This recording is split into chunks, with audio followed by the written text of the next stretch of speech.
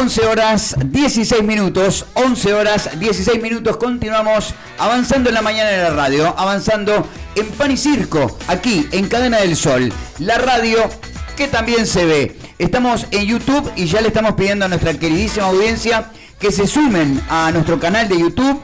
Por favor, suscríbanse al canal, así crecemos con la comunidad. Se suscriben al canal, es muy fácil, es gratuito, nadie les va a cobrar nada. ¿Tá? Se suscriben al canal, activan las notificaciones y se van a enterar de primera mano cada vez que publicamos un video, cada vez que subimos algún short, en fin, lo que sea, o cada vez que iniciamos una transmisión, se enteran enseguida. El número de contacto 092 04 57 14, 092 04 57 14. Voy a leer un mensajecito aunque sea de YouTube, que me estaban reclamando que no lo estábamos leyendo. Ferrari, calmando a las fieras, que quieren defender jubilaciones militares y se quedan sin argumentos. Después, saludos a los municipales. Buenos días, el Seba llevó los bizcochos. No fue. Falso, no fue Sebastián que... No, aclaro algo, lo de defender jubilaciones militares. Yo no estoy defendiendo jubilaciones militares. Yo defiendo el laburo de todo el mundo. Y cuando hablamos de jubilaciones militares, estamos hablando de gente, soldados, que no tienen horario. Miren que un soldado no tiene horario. Bueno, Ferrari debe saber clarito. Uh-huh. El soldado es como lo que hablaba recién Ferrari, que sale un día de la casa y no sabe cuándo vuelve. ¿Y cómo no voy a defender a esa gente? Muy bien, Sebastián. Voy con algún otro mensajecito. Este es un caso puntual, Ferrari, a ver si usted lo puede responder. Un oyente nos plantea su preocupación por las dificultades para acceder a una jubilación o pensión por invalidez. Señala que atraviesa un tratamiento oncológico por cáncer de próstata de alto riesgo, que dejó de trabajar por su estado de salud y que pese a tener antecedentes de aporte desde joven, en 2 oportunidades no logró que le aprobaran el beneficio. Afirma que le reconocen solo un 51% de incapacidad, cuando según asistentes sociales del INCA le correspondería más y podría acceder tanto a jubilación como a pensión. Además, cuestiona irregularidades de años anteriores en aportes patronales a él mismo, ¿no? Y sostiene que muchas veces el trabajador termina perjudicado por trámites mal realizados, empresas que ya no existen y la imposibilidad de probar esa situación. ¿Qué tiene para decirle al oyente al respecto, Ferrari? Bueno, cualquier persona que entienda que tiene una discapacidad y habiendo trabajado 10 años, aunque esté desocupada, y cumple con los mínimos exigidos por la ley, en este caso 66%, porque es una tabla de baremos de utilización médica. Ajá. Por eso el ingreso de los médicos era para, porque cada patología, cada órgano, claro, cada miembro del ser humano y tienen un valor de acuerdo a las limitaciones que nos generan. Yo pierdo el dedo meñique, no vale igual que perder el pulgar. Total. Porque con el pulgar hago pinza, agarro. Con el meñique no. No importa, si no lo tengo igual yo puedo seguir agarrando, hasta para agarrar una escoba, ¿no? Sí, claro. Entonces, bueno, cada órgano, entonces, él nos dice que no llegó. Si estaba trabajando cuando determinaron esa incapacidad, debería haber tenido un subsidio transitorio de inactividad compensada. ¿Qué es esto? Es por 3 años, después de haber pasado 2 años certificado, tratando de ver si se rehabilita, tiene derecho a 3 años más, como es una prestación de actividad, no es una jubilación. Algunos le llaman prejubilación, pero no es eso. Y bueno, y a ver en esos 3 años cómo avanza o no avanza esa discapacidad. Y si en el correr de esos 3 años cumpliría los 60 años, se transforma en jubilación definitiva. Un tema más, a los 60. Una cuestión, uno tiene derecho cada año a replantear la situación. Bien. Porque capaz que se agravó la patología que tenía, es más viejo la persona porque pasó 1 año, 2 años, y como se puntea la edad, el nivel de educación, hay varios componentes, porque Si yo soy analfabeto es más difícil que consiga trabajo. Claro. Y si tengo 30 años es más fácil conseguir trabajo que si tengo 58. Bien. Entonces, bueno. Creo que quedó respondida. Igual le pasé el contacto que usted nos dejó. Vamos a sacar una llamada al aire nada más porque no nos da el tiempo, porque tenemos más preguntas de los panelistas y tenemos más invitados. Señora, buenos días, bienvenida, escuchamos. Hola. Hola. La que no escucha es ella, me parece. Sí. No, creo que... Bueno, Ferrari, tenemos un tema que arrancó ayer. AFAP sí, AFAP no. Desde el punto de vista BPS. Bueno, desde el punto de vista BPS no. Desde el punto de vista de Ferrari. A ver, de BPS. Es el director del BPS. Sí, a ver. Habla el nombre del BPS. Yo hace muchos años... ¿Usted va a hablar el nombre del BPS o el nombre suyo? No, nombre mío. Pero es director del BPS. Bueno, no tiene nada que ver, va a dar su opinión. Yo llevo muchos años en la seguridad social, siempre he tratado de tener la mayor visibilidad y poner mi posición, es muy conocida. Yo reivindico los sistemas de solidaridad intergeneracional, de reparto, la capitalización individual lo que hace es generarme el derecho a tener una cuenta que, de acuerdo a mi capacidad, a la suerte que tuve en mi trabajo, es lo que voy a poder capitalizar, y él que está al lado mío trabajando no tuvo esa posibilidad, esa suerte, y capitalizará lo que capitalizará, y no hay solidaridad entre uno y otro.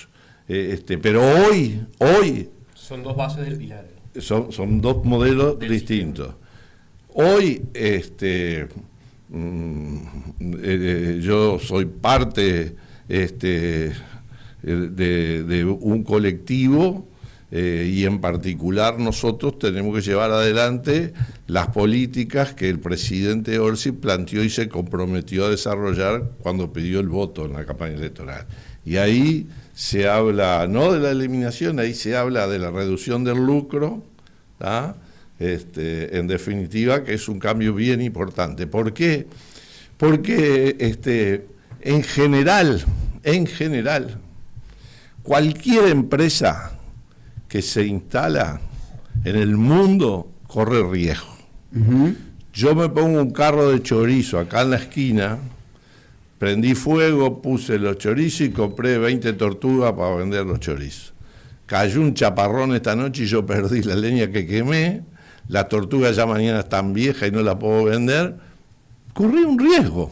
El negocio de ese día no me fue bien. Sí, toda inversión tiene un riesgo. Pero toda inversión que una de las principales AFAP que tiene Uruguay es el Estado. BPS, Banco de Seguro y Banco República. Bueno, pero a ver, hablando de las 4 empresas que se tienen. Estas empresas no corren riesgo, porque el trabajo de recaudar, de distribuir, lo hace el BPS en forma gratuita. BPS no cobra. Y persigue a quienes no cumple. Una empresa se atrasa, y acá es el riesgo, ¿quién lo tiene para la jubilación? En el sistema solidario yo declaro, la empresa declaró los montos, y por lo tanto del fondo solidario me van a pagar la jubilación. En el ahorro individual, si la empresa no volcó los aportes, a mi cuenta no llegó plata, por lo tanto, tendré menos capital en mi cuenta para la jubilación. Ese es un riesgo que tengo. Pero teniendo en cuenta que es el Estado el principal dueño de la SAFAP. A ver, es una empresa privada, que está conformada por el Estado. Pero yo no estoy hablando de ellos, yo estoy hablando de la empresa que no cumple. Si hay una empresa pública o privada que no vuelca los aportes al BPS, el BPS no lo puede distribuir. Bien. Entonces, esa es una gran diferencia. Pero el riesgo lo corre el trabajador. ¿Por qué no tiene riesgo la administradora de fondo? Porque lo primero que hace antes de invertir el fondo que se le transfirió, antes de invertirlo, es sacar su comisión, es sacar su ganancia. Por lo tanto, después el resto del capital se invertirá, dará buena, poca, mucha, En o fin. no. Bien, Juan. No, me parece prudente hacer una puesta en contexto de todo esto que estamos hablando, Bueno, hágala, que hágala. es un poco más que AFAP sí, AFAP no.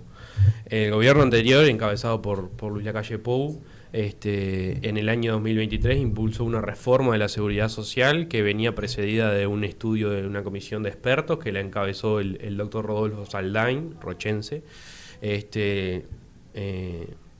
Esa reforma de la seguridad social cambió un poco las bases del sistema, estableció algunos cambios que han sido discutidos y sistemáticamente el Frente Amplio se ha opuesto a esta ley. Recordemos que en las elecciones pasadas Hubo un plebiscito. Hubo un plebiscito que lo perdieron, se perdió el plebiscito Sí, ampliamente. Discúlpame, Juan, no quiero cortarte, pero se perdió, pero demostró que tiene una fuerza muy grande. Es decir, mucha gente... Los temas de seguridad social obviamente que preocupan a todo el mundo. Obvio. Creo que estaba basado en ideas puntuales que suenan muy amables de vender, como de repente eran volver a la edad de retiro a los 60 años, una idea muy fácil de vender, quizás poco ejecutiva después, pero a la hora de plantear la política y de publicitar este referéndum fue una de las cosas que se discutió. Ese referéndum se triunfó el no, digamos, a ese cambio. Fue una de las políticas que manifestó el presidente Orsi que iba a impulsar, era un gran diálogo social para llegar eventualmente a otra reforma. Ahí entra un poco también, creo, lo que representa el diálogo social y cómo se llega a construir una política pública. Yo creo que un poco este gran diálogo social, donde no participaron los partidos políticos de la oposición, solamente Cabildo Abierto, no participó ni Identidad Soberana, ni el Partido Nacional, ni el Partido Colorado, participaron otros actores. ¿Pero no participaron por qué? Bueno, en teoría fueron invitados y no consideraron que la Bueno, invitación entonces fuese constructiva. No les importó. No les importó discutir. Bueno, discutir si yo este tema en te invito a profundidad. mi cumpleaños y te digo ven a tal hora y te puedes quedar 15 minutos, ellos entendieron que las condiciones que no estaban dadas como para participar del diálogo social. Yo creo que un diálogo... el diálogo social creo que se da cada 5 años en las elecciones. Bueno, no siempre. Y ahí, sí, yo creo que sí. Bueno. Y ahí, bueno, el diálogo social... Pero ¿me permitís Sí, claro. un comentario sobre cuándo se hace el diálogo social? Uno de los primeros decretos que este Poder Ejecutivo firmó el 25 de marzo fue convocar al Diálogo Nacional de Seguridad Social. ¿Ah? Dio un plazo hasta abril de este año y si no le daba el plazo 45 días más. Y un programa de cómo transcurrir. Primero recorrer el país y recibir a todas las organizaciones y después las organizaciones representativas y los partidos políticos elaborar un documento.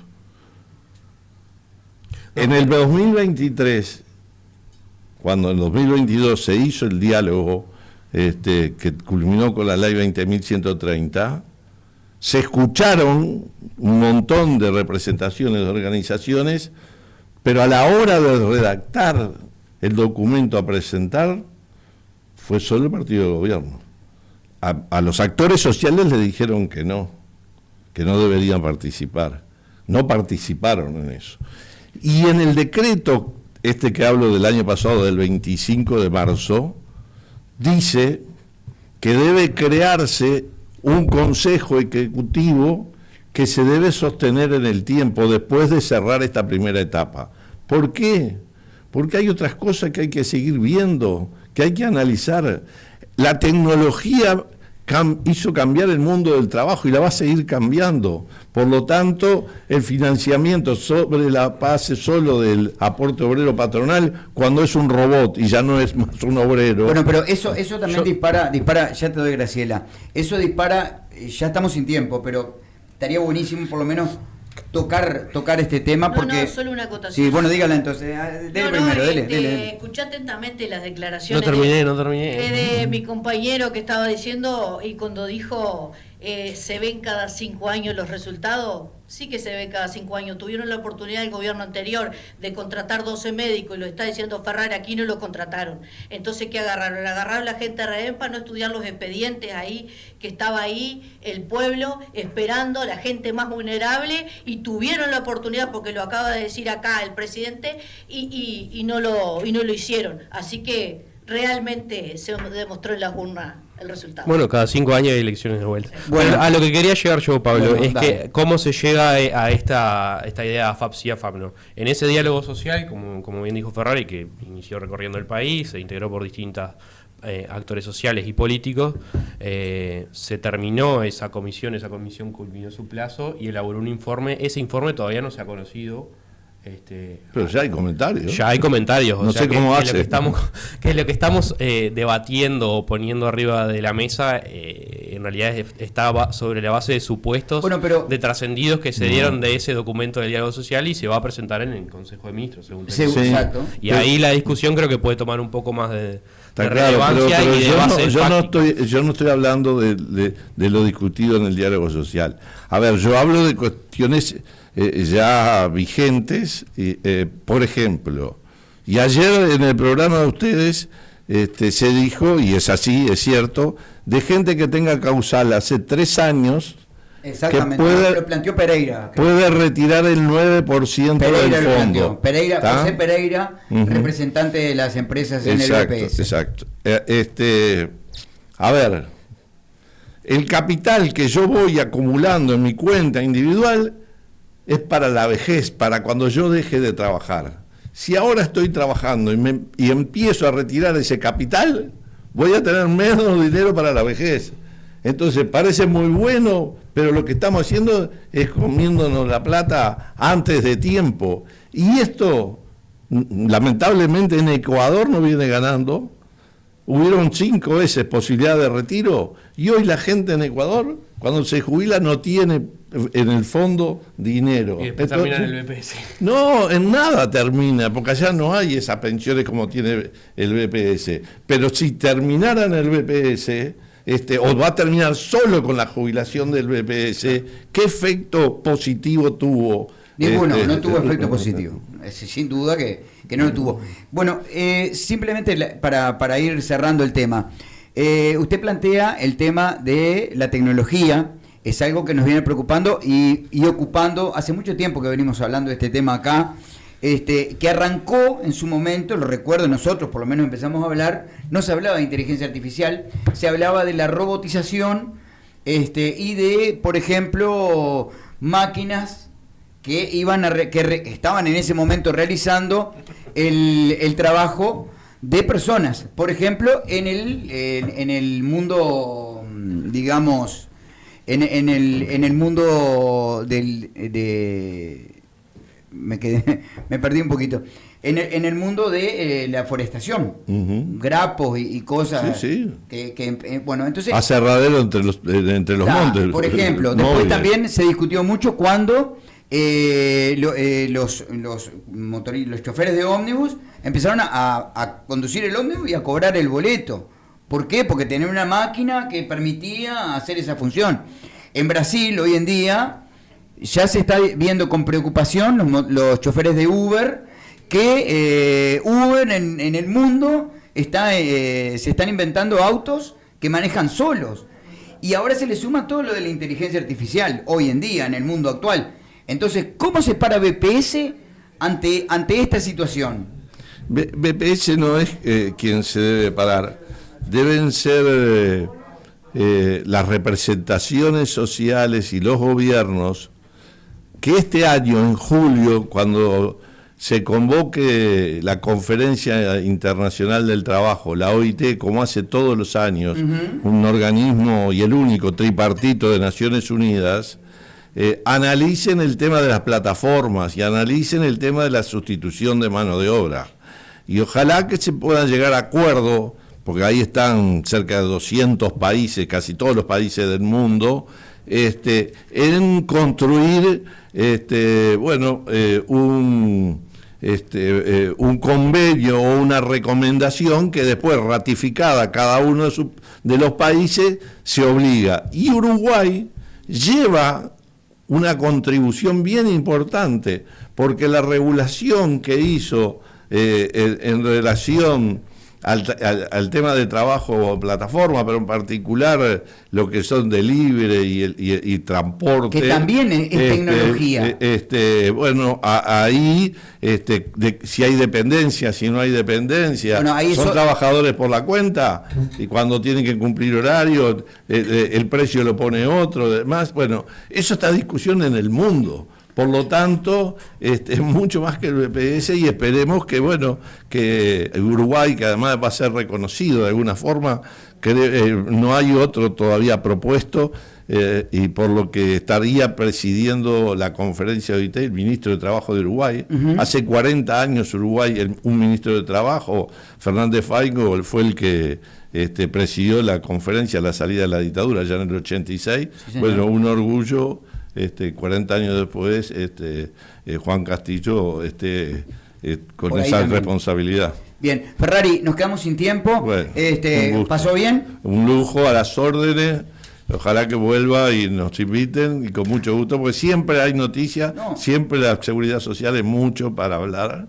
Muchísimo. Y ahora está bueno que tenemos también este número que usted nos dejó por acá, para ir informándole a la audiencia siempre en caso de que lo precisen, que lo necesiten, tener un contacto directo. A la persona que mandó por el tema de cáncer, ya le pasé el número de contacto para que se comuniquen directo con ustedes. Después no me quiero ir sin dejarle algunos mensajecitos que mandaron por acá. Buenos días, conozco una persona con enfermedad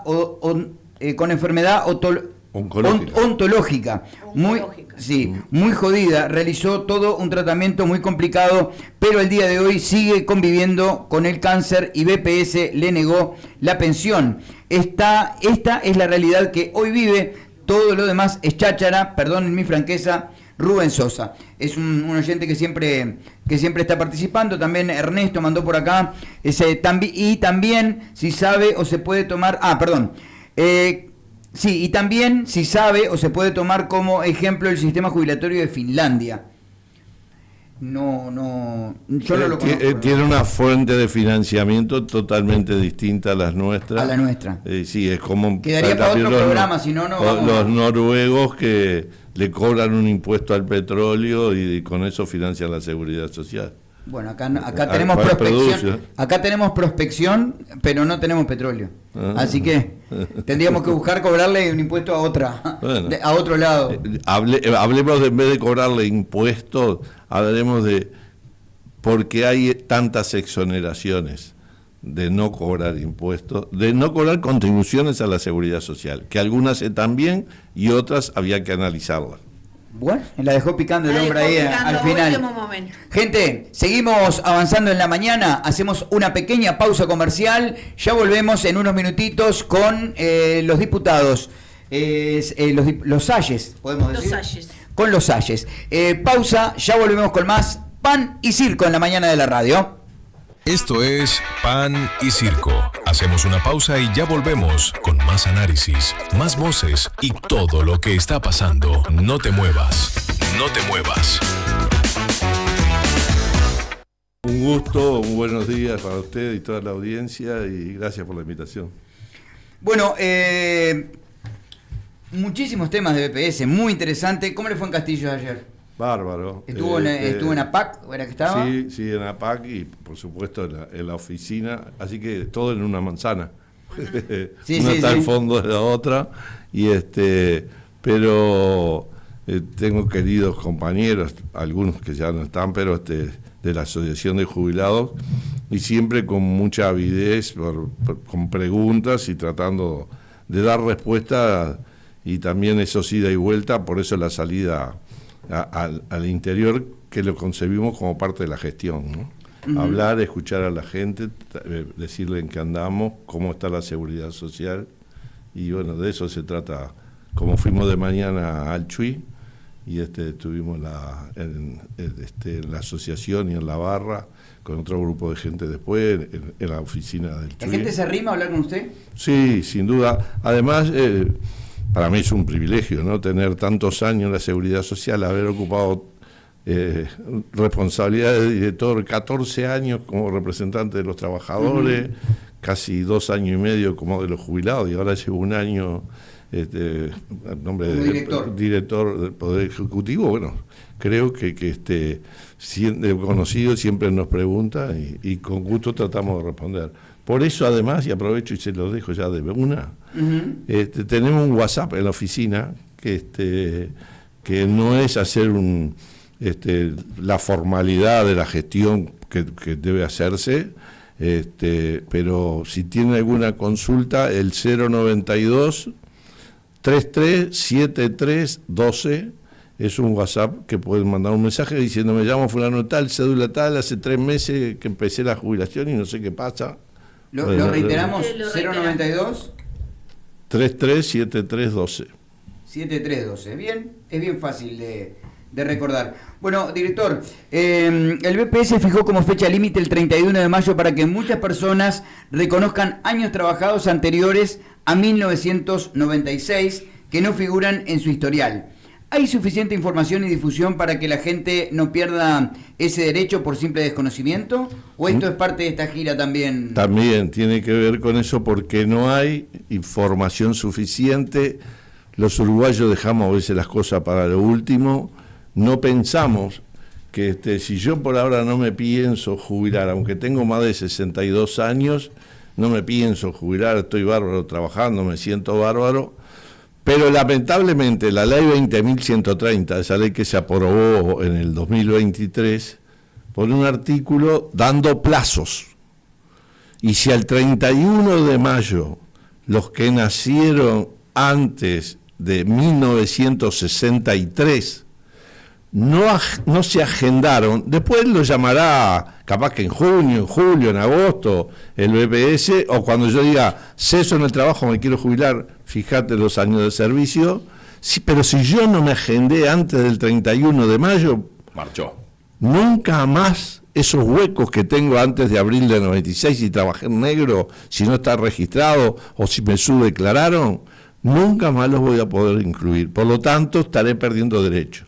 Y pensemos, no los que viven en Las Cano, en el Chuy o acá en Rocha, pensemos en el interior profundo. Tiene que ir al BPS, está claro, se puede entrar a usuario persona, que es una aplicación, pero no todos la manejan. Bueno, le iba a decir, muchas personas, sobre todo del interior, no manejan la cuestión web o inclusive muchas veces el WhatsApp. Exacto. No, y lo que yo siempre digo, pensemos en Doña María del fondo del barrio La Valleja, que no tiene hijo, no tiene nieto, no sabe cómo hacer las cosas y que le surge esto y es una complicación para esa persona. Ella capaz que viene hasta el BPS, le sacan el formulario, está cerca. Pensemos en alguien de Tacuarembó que le queda... O algo de que están en la Rosal. Sí, justamente mi pregunta va para ese lado. Porque están en la Rosal. En campaña, gente que tiene que ir un día a buscar la historia laboral para después tranquilo leer lo que dice. Y dice, pero mirá acá, si yo trabajé en la estancia de fulano, o yo trabajé en tal lado, o antes de venirme para el campo yo estaba en la ciudad y trabajaba en un almacén. La duda que tengo yo es, por ejemplo, esa persona que trabajó antes del 96. ¿Esto se hace porque no existen registros? ¿O se hace porque somos conscientes, el sistema es consciente de que mucha gente no se le declaraba y el BPS como que amortigua eso? Porque si no se le declaraba, si esa persona estaba en negro, el BPS va a cumplir una función que es decir, bueno, te voy a aportar o te voy a pagar por lo que no hiciste. A ver, el 1 de abril del 96 cambia la historia, porque ahí hubo una reforma de la seguridad social que entró a regir el sistema mixto. El sistema solidario, un pilar de BPS y otro sistema de AFAP. ¿Tá? A partir de ahí, BPS precisa saber quién trabaja, cuánto gana, para saber si está afiliado a una AFAP, cuánta plata tengo que mandar a la AFAP. Antes de esa fecha, las empresas declaraban globalmente, decía, por 100 trabajadores de aporte 200.000 pesos y nos daba 200.000 pesos. Y el día que se iba a jubilar, hacía una declaración quien tenía la firma registrada diciendo, Juancito trabajó de tal fecha a tal fecha y los últimos 36 meses ganó tanto. Y por eso, por los últimos 36 meses, era que se le calculaba la Que jubilación. se le calculaba la jubilación. Por Que eso- estaba mal. Por eso terminó como terminó. Que estaba ese mal, tema, ¿no? porque si yo era amigo del patrón y me estaba por jubilar, me ponía que yo ganaba 100.000 pesos y me jubilaba sobre eso. Pero- Como los 100.000 pesos eran parte de la bolsa global, Ya está. y decía que ahí abajo tenía que decir si tiene respaldo o no tiene respaldo de eso que declara ahí. Y bueno, pero por algo había tantos clubes alrededor del BPS, porque además el 7 de octubre van a ser 33 años que hay directores sociales. Hasta ahí, que los 3 directores sociales dijeron, no queremos más pronto despacho, cada director, y esto es legal, esto hay documentos, no es que lo tiro por abajo, no. Cada director tenía 30 expedientes por mes para sacar. Yo le decía, jubilame a Miguel, y el que estuviera en la pila bajo el todo, lo sacaban. Eso también pero- usted se refiere al momento que había que ir por el comité, hablar con el político de turno para pedir la jubilación. Y me daba la Bueno, tarjetita para que fuera a hablar con el director. Eso pasó muchas veces durante muchos años. Muchas. Sí, sí. Tengo Sí, una, sí, una sí. preguntita. Y bueno, Me pasaba sí. siempre. A ver, sí. Una preguntita que usted dijo, lamentablemente en la ley de la reforma de la seguridad social estaba este artículo que establecía el plazo. Plazo 30 Esta ley de 20.130. la 20.130. Ujú. No decía, a ver, ya lo postergamos un año. Es posible que se Bueno, que se era esa la analice, pregunta, que si se era analice. lamentable la inclusión del plazo, si está la posibilidad de extenderlo. El decreto dice que podrían poder extenderse hasta 2 años, lo hicimos por 1. En principio, hasta el 31 de mayo. Yo sé que hasta en el diálogo de seguridad social pasó eso. Porque además, pensemos si vienen 40.000 personas al BPS para ver su historia laboral. La capacidad que tenemos. Hubiese sido preferible que la gente pudiera al momento de cumplir los 60 años o al momento de vaya a jubilarse, tener la posibilidad de Sí, porque- declarar los servicios. Porque Perdón, tampoco ¿qué estábamos hablando que eso sentido iba a pasar tiene? dentro de 50 años. Estamos hablando que esa gente se iba a jubilar dentro de 4 o 5 Sí, años más. está digo. claro. Bueno, ¿hay algún tipo de garantía que el BPS pueda dar a las personas para que no se queden afuera?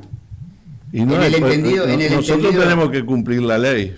Si la ley Si dice alguien no que lo presenta- queda afuera, salvo O modificarlo. que se modifique, en eso tenemos voluntad en el directorio, pero lo tiene que hacer el Poder Ejecutivo. Ahora, yo no tengo forma de mostrarlo, pero lo que terminamos haciendo con esto es blanqueando una situación compleja de además, década de 80, 90, donde la informalidad cambiaba la subdeclaración, era lo rutinario, y bueno, ¿y yo con esto qué hago? No te presentaste, pero blanqueé la situación. Y Había que hacerlo. Había que hacerlo un momento. pero, a ver, había que hacerlo. 3 leyes se han aprobado en el Parlamento desde la salida de la dictadura hasta acá, que crearon la historia laboral. Y sin embargo nunca se aplicó. Se aplicó con la ley de 16.713, la ley de la SAFAP, por una necesidad para las empresas que administraban los fondos individuales. Si no, no sé si se iba a aplicar una Si historia no, laboral. seguíamos jubilándonos con los amigos o Con la conocidos de declaración. testigos y el Estado bancando muchas veces gente que no trabajó, porque digo, tenemos que ser realistas. Hay mucha gente que se jubilaba que no había trabajado. Y bueno, los funcionarios del banco y tienen mucho expertise y mucha experiencia los inspectores, pero cuando, bueno, a veces hasta se hacen declaraciones por parte de la empresa y demás, Claro, hay pero, que estar pero yo a conozco lo casos dispuesto. de que iba gente y sí, yo te salgo de testigo y no sabían si había trabajado o no. Era muy común. Bueno, antes. pero eso Pero eso difícil. yo creo que está medio en el pasado. Sí. esa No, parte. por eso, que Claro, estamos hablando que es parte de la situación que se está blanqueando. Sí, pero era difícil también salvar con eso, pero creo que si bien es cierto, es del pasado, gente que se jubiló, pero no podemos decir, bueno, si no hasta ahora, por lo tanto nunca más lo podás hacer, aunque yo creo que no se pueden recortar los derechos de esa forma y no sé qué pasaría si alguien reclama ante el tribunal contencioso, ¿no? ¿Hay algún registro de cuánta gente se ha amparado a este mecanismo hasta ahora o qué proyecciones hay? No, son muy pocos miles de una centena, casi 100.000. Uh-huh. Y no hay datos de esas personas, ¿no? Para uh-huh. contactarlos. Imposible, es simplemente difundiéndolo, intentando que las personas se enteren. Nosotros hemos mandado WhatsApp de los que tenemos celular, el BPS, ¿no? Uh-huh. Lo ha tratado de difundir, hay una campaña en estos días, los medios vienen cubriendo mucho, pero a veces hay sectores de la sociedad que no tienen un contacto ni una comunicación con los medios como podemos tener otros que somos más ciudadanos. Uh-huh. Se reinstalaron beneficios para jubilados vinculados a operaciones de ojos y otros apoyos sociales. El objetivo del BPS hoy es volver a un modelo más fuerte de protección social y no solo pago de pasividades. Digo por lo que estábamos también hablando en la previa, que sería interesante abordarlo desde el punto de vista que usted lo planteó inclusive, pero bueno, a ver, la pregunta es esa, por ahora. Nosotros tenemos, desde que ingresamos, un objetivo central que es mejorar la gestión del banco, tratar de ser más eficiente. Para ello, 2 líneas bien definidas que están en el presupuesto de este año. Una, y aprovecho a invitar a aquel que cree que puede y tiene la posibilidad de concursar para ingresar al BPS.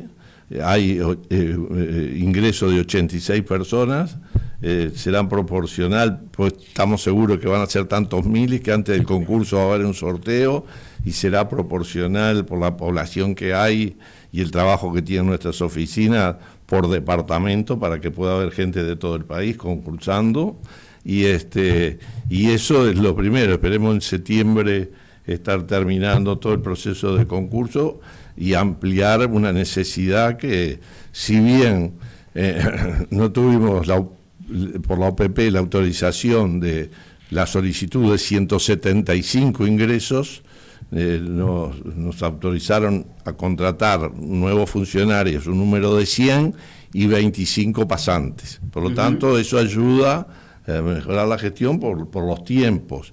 Y por otro lado, un proceso, porque hace más de 25 años que la reingeniería de lo que tiene que ver con prestaciones no se ha actualizado, y entonces tenemos un modelo viejo, los software son de otra época, y en 25 años el mundo tecnológico cambia a todos los niveles. Antes teníamos un aparatito de esto, un teléfono que era para llamar. Uh-huh. Ahora es una pequeña computadora. Claro, lógico. No solo llamamos y hacemos videollamadas.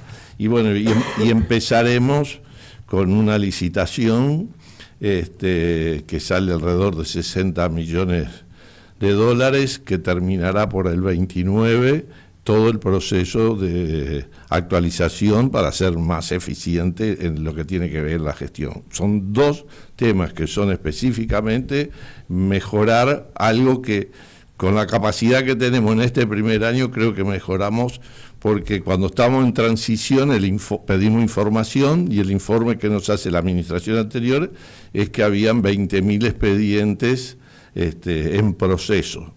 Cuando asumimos nosotros el 28 de marzo y empezamos a pedir informes de situaciones de cada gerencia, esos 20.000 resultó que eran 58.000. Bueno, acortamos algunas cosas. Por ejemplo, había posibilidades de contratar en forma directa a 12 médicos y no se habían contratado. Nosotros lo contratamos de inmediato. ¿Para qué? Para que se sienten a estudiar casi 20.000 expedientes que habían de jubilación por discapacidad o pensión por discapacidad, Ferrari, que faltaba la evaluación médica. ¿Usted siente que en el periodo pasado hubo un recorte en la parte de beneficios para los jubilados? A ver, si yo lentezco el trabajo y le pongo distintas etapas y distintos pasos por distintas reparticiones que me demoran mucho más la gestión, y además haciendo un cambio que lo venimos modificando, que era unos te recibían, y a mí no me gusta mucho poner las cosas en inglés. Yo soy de la época que tenía el repartidor, el almacén, y no era el delivery, era el repartidor, ¿no? Pero en el front, que era vos entrabas al BPS y te decía, bueno, muy bien, te armaba el expediente y todo lo demás, y lo pasaba al back, que había mucha burocracia, digamos. Y entonces, era una forma de gestión que enlentecía, y que, bueno, impedía que en tiempo y forma venimos mejorando, no estamos en el ideal, pero bueno, creo que se ven fácilmente con los resultados de cuántas jubilaciones aumentamos, que hizo que el presupuesto del BPS que teníamos que ejecutar precisara del apoyo mayor de rentas generales, porque, bueno, dimos más prestaciones de las que se habían dado. Sebastián. Ferrari, vamos a ponernos del lado del pasivo, del que nos está escuchando, del que trabajó toda la vida, del que tal vez no se pudo jubilar, o el que tal vez está con una invalidez que no puede laburar. Me pasa a verlo en campaña, gente que se cayó el caballo y no pueden trabajar, y hoy están cobrando 18.531, que sabemos que no da para nada. Pero esa gente se enfrenta a números como los que tenemos acá, una jubilación especial reparatoria por la ley 18033 de 27.456 y una pensión especial reparatoria de 58.344. ¿Cómo resolvemos esa paradoja de que tenemos gente con invalidez, gente que se jubiló por pensión a la vejez porque no pudo trabajar, y tenemos pensiones reparatorias de casi 60.000 pesos? Son prestaciones totalmente distintas. Las reparatorias, el Estado, no el BPS. La pagamos nosotros, rentas generales, pero esto es hasta una discusión que hay, que el que tiene la jubilación especial reparatoria o la pensión especial reparatoria no puede tener derecho a jubilación. ¿Y qué es lo que pretende reparar esa pensión? Es el daño que sufrió cuando en dictadura estuvo preso. Es decir, no solo el daño físico, el daño moral, lo que le hizo a la familia y demás. Y es parte de una reparación. Es parte de una reparación, porque también reparar es reconocer que hubo, que por parte del Estado, ¿tá? Porque el terrorismo fue un terrorismo de Estado. No fueron unos particulares. Entonces, creo que ahí, y lo separo. La otra es la responsabilidad que tiene el Estado frente a una contingencia, que en este caso es de discapacidad, y como no trabajó o no pudo reconocer años trabajados, bueno, el Estado le da una pensión. Y acá es un tema presupuestal, tiene que ver con esto. Nosotros, entre pensión a la vejez y pensión de invalidez, acá en Rocha tenemos 3.127 para ser pensión vejez e invalidez, ¿está? Esa es la que pagamos, 3.000. Bueno, 3.177 pensiones de esa gente que no pudo, que tiene una incapacidad, de repente pueden ser menores, ¿no? Que nacieron con una discapacidad, o algunos mayores, o gente que llega a los 70 años que no puede jubilarse, no tiene, y le estamos dando eso. Pero si sumamos las del país, son 100.000. ¿Cuántas pensiones reparatorias hay a nivel nacional? Le iba a preguntar eso. Y bueno, lamentablemente se van terminando, pero debe haber unas 1.000 y pocas, porque en definitiva... Claro, en comparación, perdón Ferrari, en comparación, como dice Ferrari, el tema presupuestal, 1.000 a 60, ¿cuánto es la jubilación reparatoria? ¿En cuánto valor anda? 58.344 y la reparatoria especial de la 18033, la ley 27456. No, pero la pregunta mía viene Porque, por ejemplo, hay gente que siempre está reclamando, ¿no? Que son vitalicias, que son heredables. Sí, eso es una gran polémica. ¿Es heredable la pensión reparatoria? No, heredable no. Tienen derecho sus causavientes, su pareja o sus hijos menores, a cobrar como la pensión de viuda. Hasta que el hijo sea mayor. Y reflexionemos. En el caso de los hijos, hasta que sea mayor también. Hasta que sea mayor, por eso. Digo, no es que el hijo le siga cobrando por vida. Ya hay pocos hijos, salvo que tengan discapacidad por los años que han pasado. Claro, sí. Pero reflexionemos. Es cierto, no es lo mismo estar preso que ir a visitar un preso. Pero ¿cuánto sufrió? ¿Cuánto lo persiguieron? El sufrimiento es generalizado para toda la familia, digo, como exacto, cuando hay una víctima de violencia. Sufre usted la violencia, pero la sufrimos todos. Yo no sé si acá la tenemos, pero también pagamos. La 19.039, 41.184, la ley, está. Los delitos violentos. Pero la Ahí pregunta está. mía va... y esa también no es contributiva, es el Estado que asume esa situación. Nadie contribuye por si me pasa alguna vez alguien y tengo pero derecho. Está bien porque es un poco de equidad del Estado, porque si el Estado dice yo me hago responsable por los delitos que sucedieron en la época de la dictadura, como se dice, yo me tengo que hacer responsable también de brindarte seguridad, y si no te la brindo, tengo que reparar. Sí, digo, por eso me parece muy bien que el Estado haga eso. Está bien, pues si yo salgo a la calle y me asaltan en la esquina, hay una responsabilidad del Estado, que si usted se pone a pensar, el Estado no es culpable de que hayan delincuentes en la calle o que alguien cometa delitos, pero es una forma de reparar, y que esa pensión me parece muy justa, ¿no? Muy justa, porque hay gente que queda... BPS además, porque se ha escuchado a lo largo del tiempo que BPS está desfinanciado. ¿BPS está desfinanciado?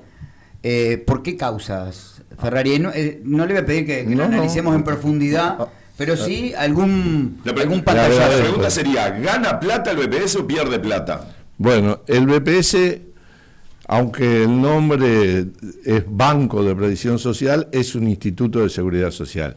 No le pudimos cambiar el nombre porque para cambiarle el nombre hay que cambiar la Constitución, porque se creó por la Constitución de la República, cuando en 1966 reformaron la Constitución.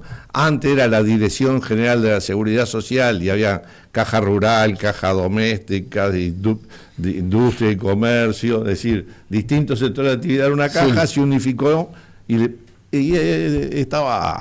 daba prestigio llamarse banco. Sí, claro. En aquella época, ¿no? Le pusieron banco. Entonces, para cambiarlo, pero nosotros no somos una empresa que yo instalo del rubro que sea para ganar plata, para tener una renta positiva. No, este es un instituto que atiende un derecho humano como es la seguridad social. Porque uno va a la Declaración Universal de los Derechos Humanos, que allá al final de la Segunda Guerra, las Naciones Unidas reunió un conjunto de expertos para ver qué hacía frente a la barbarie esa que se había parado, pero que quedó gente mutilada, que quedaron huérfanos, que quedaron viudas. Entonces, frente a eso, dijo, bueno, la seguridad social tiene que ser un derecho humano y debe cubrir esas contingencias. Por eso hay pensión por viudez, pensión por invalidez, hay jubilaciones especiales. Entonces, fue reparando, y 4 años después, la Organización Internacional del Trabajo crea el Convenio de Normas Mínimas en materia de seguridad social, el Convenio 102, que rige hasta hoy y que dice la responsabilidad del Estado en materia de seguridad social, la participación, que en Uruguay hay directores políticos y directores sociales, la solidaridad, en el sentido de que el que trabaja aporta para el que no puede trabajar por razones ajenas a su voluntad, pero también la solidaridad del que gana más, que debe poner más a veces de lo que recibe, pero para que aquel reciba más de lo que puede poner, porque alguien que tiene 20.000 pesos, ¿cómo hace para tener mutualista o tener cobertura de salud, poder jubilarse? Hay una redistribución. Entonces, ¿y qué dice además la ley en la Constitución, la ley madre, ¿no? Que se financiará con el aporte obrero patronal y de no ser suficiente lo tiene que poner rentas generales. Por lo tanto, no se puede hablar de déficit, porque rentas generales no hay ley que diga tiene que poner 10 pesos o 1.000 pesos. Sí hay normas que dijeron el aporte de los trabajadores para las jubilaciones es un 15%, el aporte de los sectores, salvo rural, es un 7,5%, en el sector rural se pone de acuerdo, se hace un cálculo de acuerdo al índice Cognac, la calidad de la tierra, lo que puede producir, y es ficto, aunque tenga 10, 20 empleados, los peones sí se queda, la BPS se queda con el 15% de su salario. El patrón pone la calidad de la tierra, trabaja en 1.000 o trabaja en 2, aporta por la calidad de la tierra. Entonces, no podemos hablar de déficit.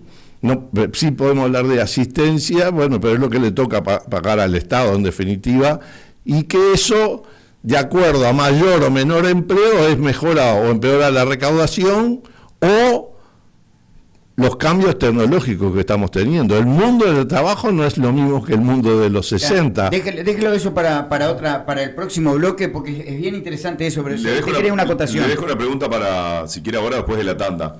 El BPS recibe aportes de rentas generales, porque no da lo que entra con lo que sale. Entonces, ¿cuál es la polémica que se tiene en torno a la caja militar? Que siempre está la polémica de que el Estado tiene que aportar a la caja militar. ¿Sucede lo mismo con el BPS? No, la norma de la caja militar no dice eso. A ver. No dice que hay aporte obrero patronal. Es un sistema distinto. A ver, el Estado tiene que volcar fondos a la caja militar porque no da. Pone fondos a la caja militar porque es deficitaria. Porque la caja militar se debería sostener con las contribuciones que recibe de... Porque no tiene el mismo espíritu del BPS. No tiene, es distinto. A ver, es un instituto distinto. Es una cosa aparte. Cerrado. Que no cualquier actividad en el BPS... No es para cualquier ciudadano, es específico para los militares, ¿verdad? Igual que la caja de profesionales. Sí, pero la caja de profesionales, que todas son deficitarias. Caja policiales. Bueno, pero la caja de profesionales, discúlpenme, con lo que ganan algunos de la caja profesional es lógico que va a ser deficitario. Hay que bajar un poquito el suelo también, ¿no? Hay que ser realista. Bueno, eso está pasando. Sueldos de millonarios en la caja profesional. Ayer planteaban eso con el tema de la SAFAP, que lo dejamos para el próximo bloque. Algo que hace que la SAFAP, que la gente, lo que planteaban, no sé, usted podrá esclarecerlo un poco más. Decían así, que por culpa de los altos sueldos de los directivos de COSO, ganaban menos plata los contribuyentes. Veremos si esto es efectivamente así o no. Yo no sé. Me cuesta creer que porque 4 o 5 personas ganen mucho salario, se va a afectar toda una cadena de ahí para abajo. Pero, Graciela, la última, la del estribo, y vamos a la pausa. No, lo estaba escuchando atentamente a Ferrari y me quedaron con 2 preguntas ahí para hacerle. Una es que siempre terminamos el pueblo, la población, agarrando la red, porque usted dijo que había y se podía haber contratado en el periodo pasado y ahora se contrataron los médicos para que estudiaran esa cantidad de expedientes que quedaron para atrás, que la gente va y se acerca y dice, no, pero todavía me falta y no me llaman, me quedaron de llamar el médico del Banco de Previsión Social y pasan meses, inclusive años, y estuvo la oportunidad, porque usted lo dijo, la oportunidad de contratar 12 médicos y no fue así. Se hizo referencia al periodo pasado que no pudo y ahora se contrataron los médicos para agilizar a la gente, para que la vea, que le llegue esa jubilación, si es que le va a llegar, o esa pensión. Muy triste eso de que estaba la oportunidad, se podían contratar los médicos y no fue así. Sí, y bueno, es la voluntad política que tuvieron en su momento. Como lo mismo, yo lo planteé en la administración anterior, yo era representante de los jubilados en aquel momento, y nosotros teníamos de un concurso que se hizo en el año 23 para ingresar a administrativos, una lista de prelación, gente que quedó por debajo de los 8 cargos, ponerle que iban a ingresar. y tienen un puntaje, y tenían hasta el septiembre del 25 para, si había posibilidades de hacer llamados, en vez de hacer concursos, esos que ya están concursados y quedan en una lista de espera, poder llamarlo. Bueno, teníamos posibilidad de que entraran 26 y no se entró. Ahora... Entonces, cuando entramos nosotros a la administración, volví a plantearlo y lo resolvimos. Lamentablemente entraron 24 porque habíamos llamado a 26 que aceptaron, pero después 2 renunciaron porque consiguieron algo mejor y ya había pasado septiembre y por lo tanto no la lista de esa apelación se había terminado. Pero es un tema de voluntad política. Bien. Había posibilidades y no se usó. Bien, 11 horas... Estaba la posibilidad y no se usó. 11 horas 7 minutos, 092 04 57 14, 092 04 57 14, el número para que nos envíen mensajes. Tengo unos cuantos mensajes, enseguidita le digo a la audiencia, enseguidita de la pausa, arrancamos con algunos mensajes de la gente, bueno. Algunos se pueden responder, algunos no, y vamos a entrar de lleno al tema de la SAFAP. Les recuerdo a nuestra audiencia, queridísima audiencia que nos está escuchando en la radio, pasen a la tele, pasen a YouTube, Cadena del Sol Streaming, reitero, Cadena del Sol Streaming. Allí van a tener para suscribirse al canal y activen la campanita, así YouTube les va a avisar de primera mano cada vez que publicamos un video o cada vez que estamos en vivo, en fin, se van a enterar de todo. Nos ayudan muchísimo suscribiéndose al canal porque de esa manera crece nuestra comunidad. 092 04 57 14. Gustavito, pausa, ya volvemos. Esto es Pan y Circo. Hacemos una pausa y ya volvemos con más análisis, más voces y todo lo que está pasando. No te muevas, no te muevas.